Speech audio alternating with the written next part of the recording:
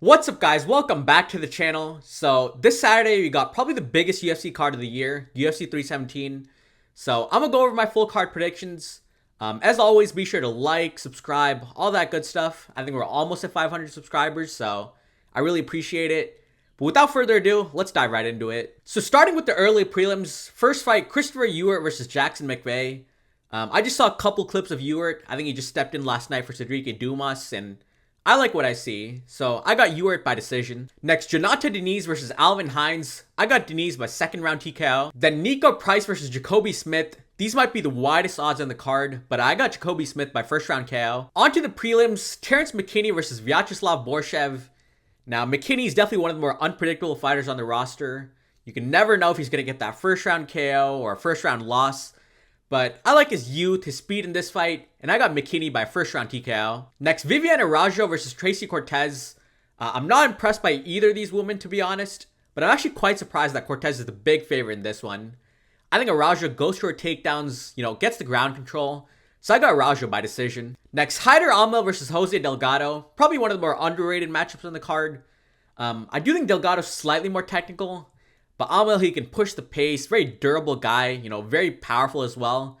I got Amel by a second round TKO. And then to end the prelims, Jack Hermanson versus Gregory Rodriguez. Now, a 3-rounder is a lot better for Robocop after the way he gassed against Cannonier. And I think he comes on strong later in this fight.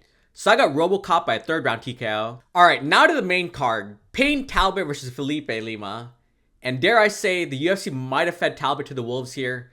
He just had that first loss to Raoni Barcelos, and now you give him a very dangerous young prospect in Lima. Talbot, I do think he'll be the slightly better striker here. He has the good kicks, has a good straight right hand. But Lima, he's very well rounded. He can definitely go to his takedowns. And if you can take Talbot down, he does become more hesitant on the feet.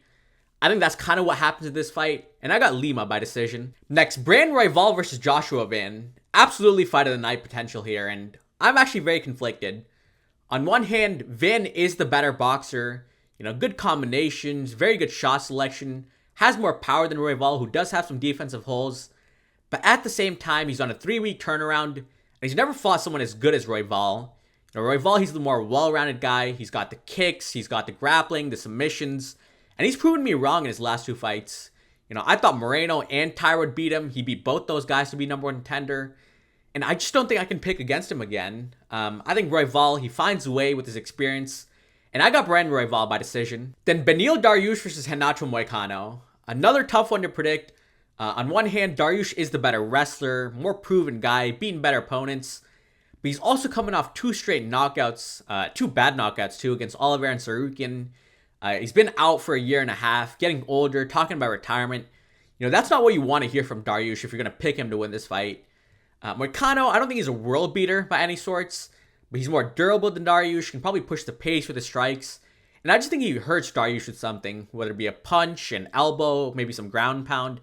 But I got Moicano by a second round TKO. Now the co-main event, Alexandre Pantosia versus Kai Kara-France, with Pantosia trying to break the 35 and up curse.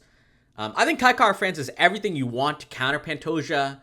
Elite takedown defense, he has that one-punch knockout power. He can counter or be aggressive. But at the same time, Pantosia is everything too to beat Kai Kara-France. Very pressure and pace heavy. He doesn't have to take you down and take your back. Throws a lot of volume. I think that's a very good style to beat Kai. And at the end of the day, I gotta roll with Pantosia here. I know he's had some close title fights, but he always finds a way to win. His cardio, his pressure, his pace, it really wears people down. And I don't really think Kai Kara-France will have too many answers if he can't hurt Pantosia early.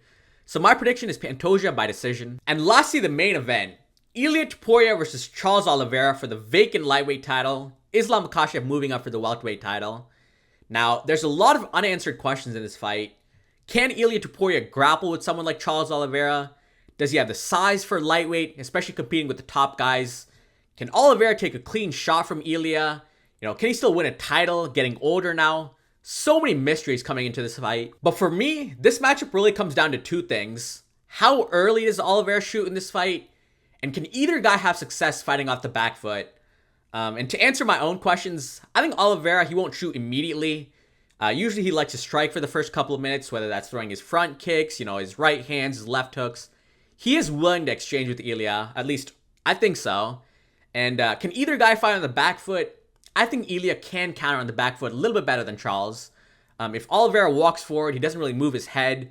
I think Ilia can land those counter rights, maybe those left hooks as well. Now, I don't think Ilia will finish Charles too early. Olivera has shown to be pretty durable in fights, but I do think he'll drop him in the first round. Maybe that's where Olivera shoots, and maybe he gets Ilia down, maybe he doesn't.